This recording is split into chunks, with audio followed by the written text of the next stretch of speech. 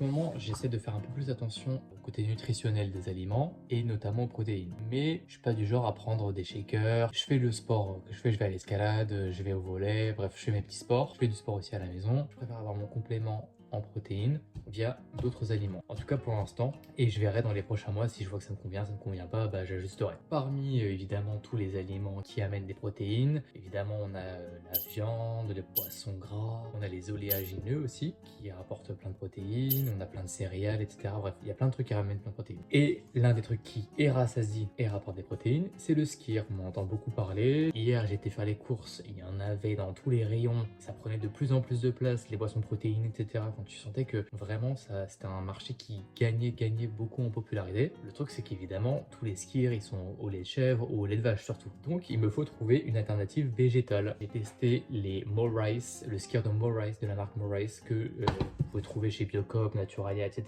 C'est de la promo gratuite que je leur fais. Le skyr est bon, il est neutre en goût, alors que les autres skyrs, je trouve qu'ils ont un petit amertume quand même, pas amertume mais acidité. Et celui-ci est plutôt neutre et il a un apport en protéines de 5,3 grammes par portion de 100 grammes. Et je le complète soit avec des noix, des noisettes, pour avoir un complément en termes de protéines. Sinon, je le mange avec un peu de confiture. Le gros truc que je teste là, c'est la Funky Veggie patate à tartiner. J'ai vraiment l'impression d'être votre mère de famille qui vous fait les courses et qui partage la liste de courses. Écoutez, je sais pas quoi vous dire, c'est une pâte à tartiner veggie du coup, sans lactose, donc ça c'est good. Et sans huile de palme, j'ai regardé. Par contre, dites-moi pourquoi, elle est liquide comme ça. En fait, j'ai hyper peur parce que les ingrédients principaux, c'est de la pâte de haricots rouges. On sent un peu. Est-ce que je teste ou pas maintenant?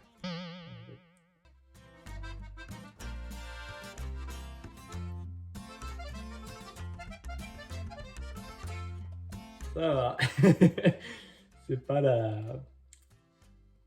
Ça va, je pense que tu t'y habitues. Je pense que tu t'y habitues. En fait, tu sens légèrement la pâte de haricots rouges, mais c'est vraiment léger. Si vous avez déjà goûté des aliments à base de pâte de haricots rouges, vous voyez un peu l'impression que je vous donne. Vous sentez... En fait, si vous savez qu'il y en a, vous vous dites « Ah oui, c'est bon, je le sens ». Si on vous le dit pas, vous sentez juste qu'il y a un ingrédient un peu spécial, mais qu'il n'est pas très prononcé. Je vous dirai tout à l'heure. Si je me chauffe à faire des crêpes tout à l'heure, je vous dirai si c'est approuvé ou pas. Parce que là, un petit dos de cuillère comme ça, c'est assez facile. Vous savez quoi? J'ai dit de la merde sur cette pâte à tartiner. Elle est pas extraordinaire, mais plus vous la mangez et plus vous dites qu'en fait ça va. Et qu'avec des crêpes, avec machin, avec ci, bah elle passe très bien. Enfin, elle passe très bien. Elle passe. On va pas non plus faire les fous. Vous apprenez à la connaître et au final, elle grandit dans votre cœur, dans votre estime, quoi. Donc effectivement, j'ai de plus en plus d'estime pour cette pâte à tartiner. C'est pas non plus la meilleure de l'année. Celle de Decathlon, les gars. Le beurre de cacahuète de Decathlon, il me détruit. Il me détruit. Pour ce déjeuner, je n'avais pas de pain à burger, donc on va faire des sandwichs, des bons et gourmands sandwichs. J'ai donc fait toaster du pain aux céréales sur lequel j'ai tartiné une sauce spicy mayo, puis j'ai mis un bon steak haché, de la tomate, un peu de mozzarella di bufala, des oignons très légèrement confits, je sais même pas si je peux dire qu'ils sont confits, mais bon. Et pour faciliter la prise de ce beau sandwich, j'ai utilisé une grande feuille de salade, sinon il y en a partout. Une fois prêt, j'ai remis le tout au four quelques minutes pour faire fondre la mozzarella. Quelques frites, rien de bien fou, c'est même pas des frites maison, mais ça faisait très bien l'affaire pour ce repas, et hop, tout est prêt. Au moment où je monte cette vidéo, j'ai super faim, donc voir ces images, ça me tue. Voilà.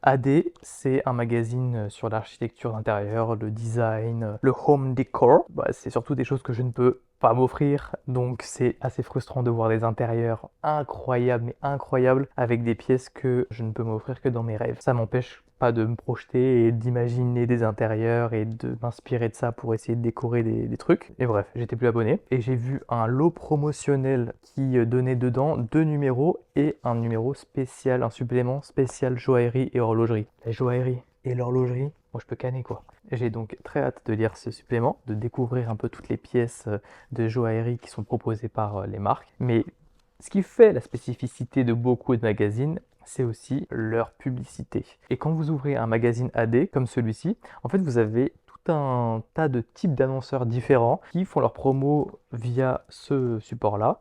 Et c'est aussi, on va pas se mentir, hein, la publicité, le marketing, c'est aussi une grosse partie de ce qui sert à financer la partie éditoriale d'un magazine comme celui-ci. J'adore feuilleter le magazine pour les publicités. Vous vous rendez compte que vraiment les codes de publicité, mais ils sont pas du tout les mêmes. Les marques ne communiquent pas de la même manière en fonction de là où est-ce qu'elles communiquent et à qui est-ce qu'elles s'adressent. Mais quand vous voyez les différences, là, quand j'ouvre le magazine, j'ai directement évidemment Louis Vuitton parce que sinon c'est pas drôle. Mais en fait, vous avez des publicités qui font des doubles pages entières avec des stars mondiales. Ce que je trouve hyper beau, c'est justement de pouvoir regarder ces publicités qui sont faites.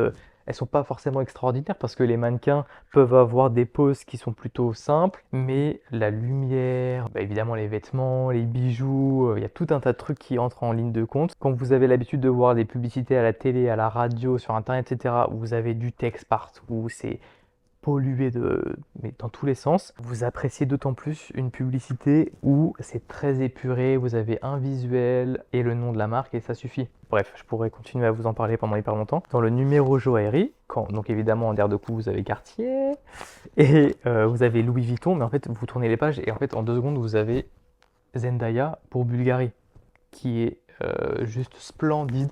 Regardez comme c'est beau.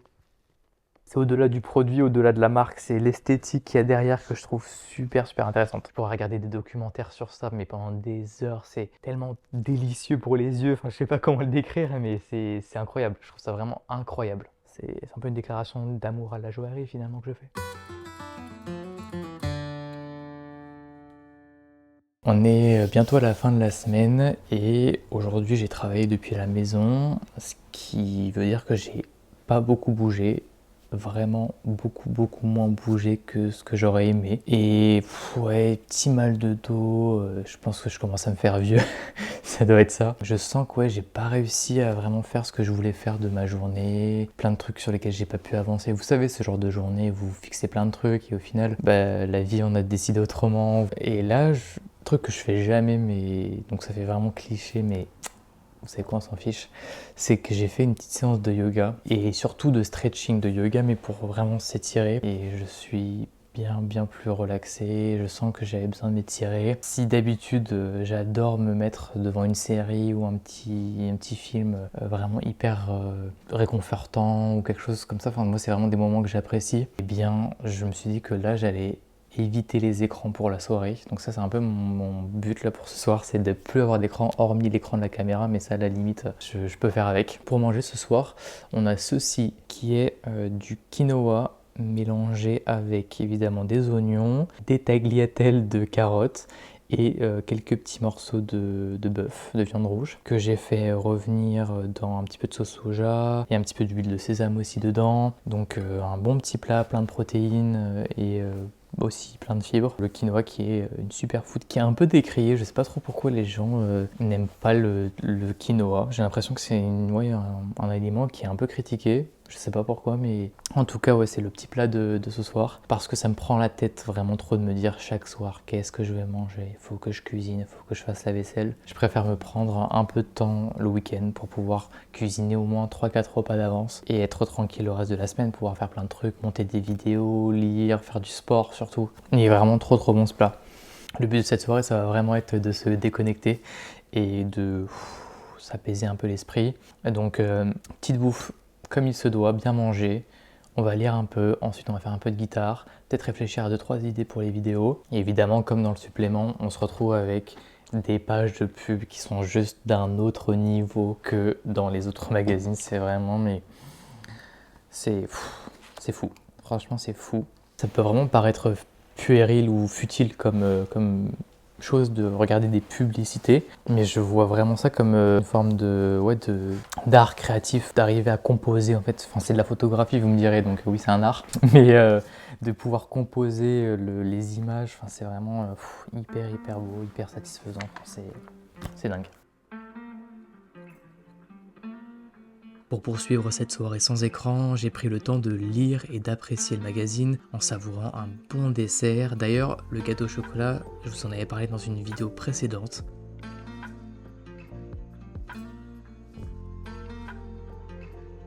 J'ai pris le temps de nettoyer la vaisselle avec un petit peu de musique douce.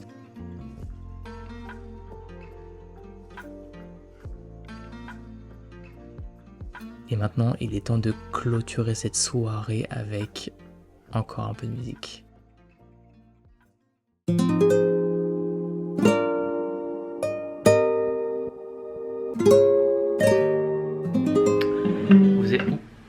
Vous allez me dire si vous reconnaissez cette musique que je suis en train d'apprendre.